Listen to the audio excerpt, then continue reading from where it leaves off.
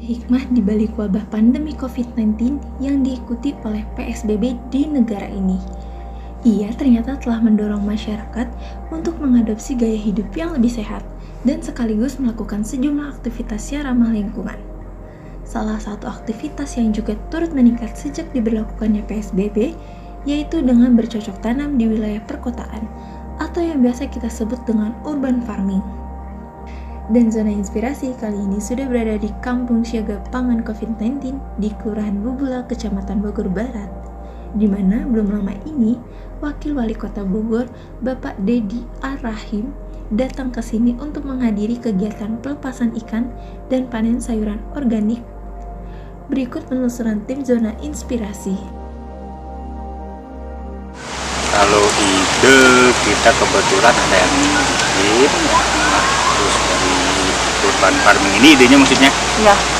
Kebetulan kita kan ada bukan itu ya, ada pandemi ini. Iya. Jadi kita nggak ada kegiatan, bikin kegiatan di sini. Buat apa? Cari kesibukan ya, nggak ada kerjaan di luar. Nah, kita ambil kesibukan di sini. Kebetulan ada dari dinas ada dinas yang mendukung. Kalau di sini kita pengurus sama warganya. Pengurus sama warga yang mau ikut silakan. Berarti ini ngambil limbah-limbah dari rumah-rumah warga. Dari rumah warga, terus dari pembuangan ini dari di bantaran kali ini, dari sampah-sampah di kali ini, terus dari warga juga kita ambil dari pila gunakan baik.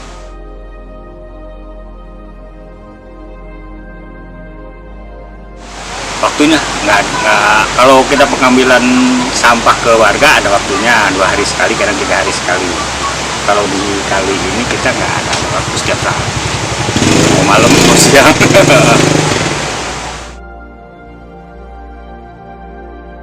Respon masyarakat sih alhamdulillah, respon juga.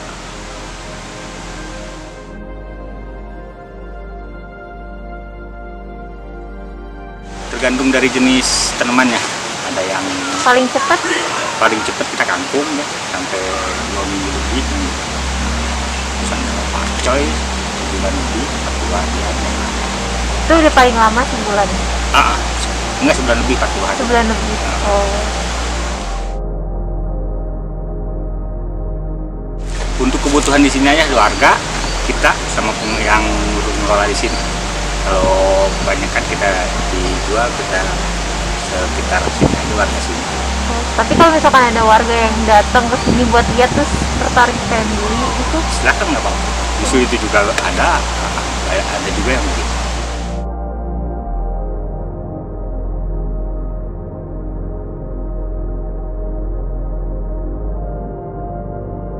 Di sini kita kebetulan ada yang mendukung ya. Insya Allah kita ada buat edukasi rencana mudah-mudahan ya.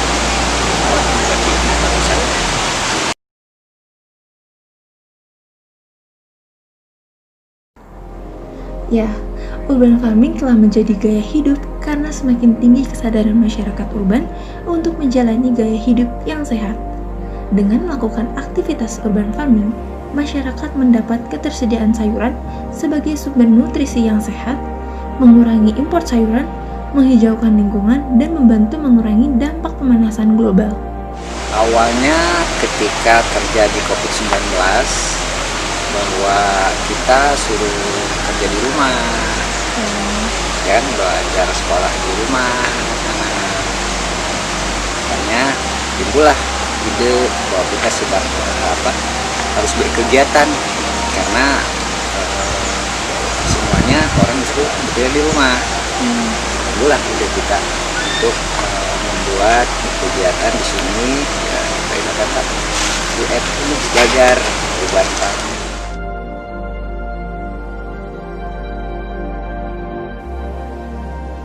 Kita gotong royong aja, kita mengambil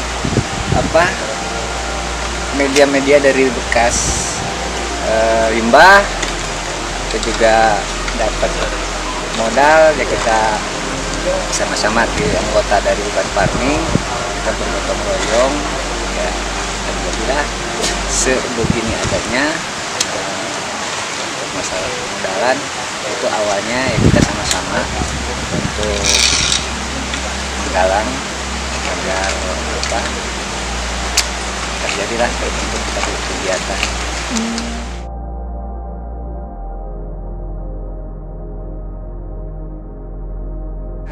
Termasuk keluarga, karena kita sebenarnya bergotong royong. Siapapun kita yang mau berkegiatan enggak di sini, kita ikut sama-sama agar semua keluarga bisa merasakan. Nah, juga hasilnya pun nanti keluarga bisa merasakan.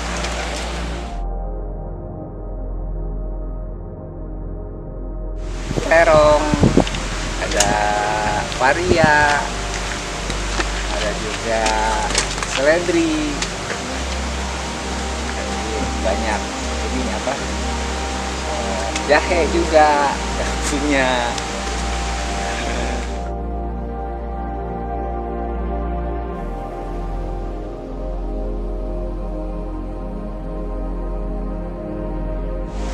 Ya satu bulan kita sudah samanya.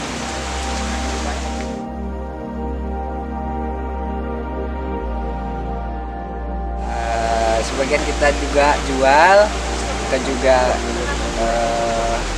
ada juga kasih ke warga juga.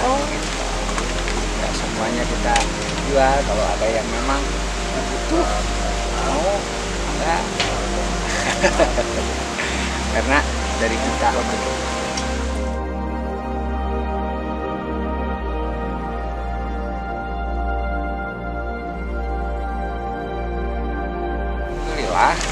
keluarga pun ya dengan mereka ikut juga merasakan apa hasilnya, atau bisa merasakan juga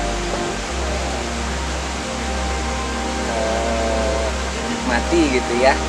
Makanya ya keluarga pun ya ikut mendukung.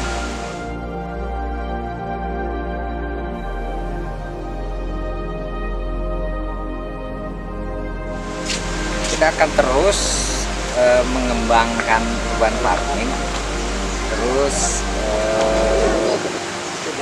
meningkatkan produksi supaya lebih meningkat lagi.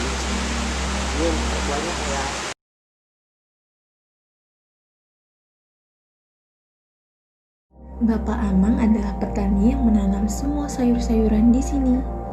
Sayur-sayuran ini ditanam di sebuah media yang merupakan limbah rumah tangga. Berawal dari sungai yang tercemar karena limbah, Bapak Amang dan relawan lainnya mencari cara agar limbah tersebut dapat dimanfaatkan. Nah, sekarang Bapak Amang dan relawan lainnya sudah membangun sebuah lahan yang digunakan untuk menanam sayuran. Dan jika panen, sayurnya pun bisa dijual pada masyarakat di sini.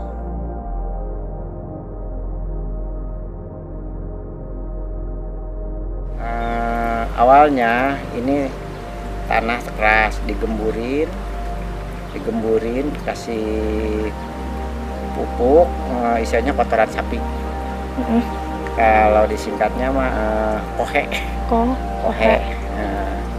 Tuh habis itu ditaruh di sini, dikasih lumpur yang banyak, langsung kita aduk. Nah udah gitu baru ditanam.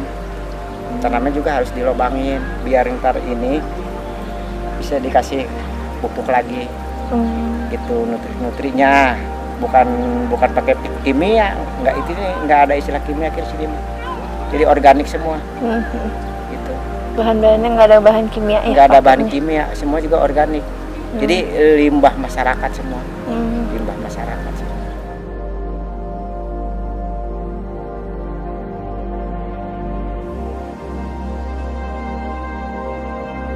Emang enggak, karena ada kegiatan begini, jadi lari dulu ke sini. Nah, karena kan sekarang zaman di PHK. Emang yang ngurus tanah? Jadi yang ngurus tanah emang dari awal juga bapak yang ngurus. Itu karena misalnya nggak ada punya tempat, silakan ya nggak salah. Alhamdulillah teman-teman terima aja, silakan yang mana tempat. Kalau jadi positif ya, Ya, kegiatan positif. Pemahaman yang lebih mendalam dan meluas mengenai urban farming mengantarkan konsep ini tidak lagi sekedar gaya hidup kaum urban, tetapi juga meningkatkan kepedulian masyarakat terhadap kualitas makanan, gizi, kesehatan, dan lingkungan sekitar.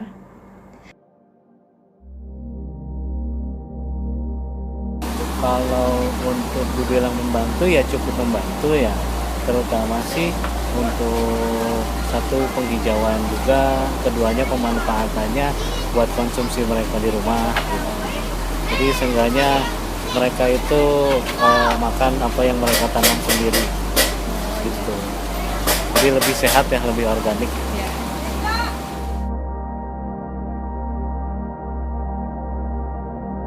Ya perannya sama-sama saling menjaga, mengembangkan, membantu juga ya, terutama di lingkungan tentang pemeliharaan sampah sih, terutama sih kita gitu.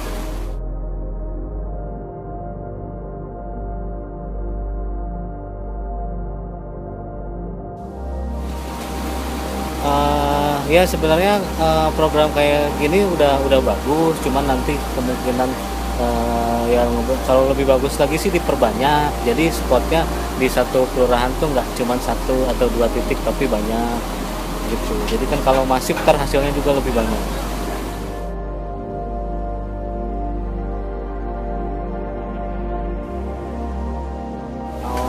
Kalau buat menjaga kekompakan sih kita nggak bikin suatu kegiatan itu jenuh.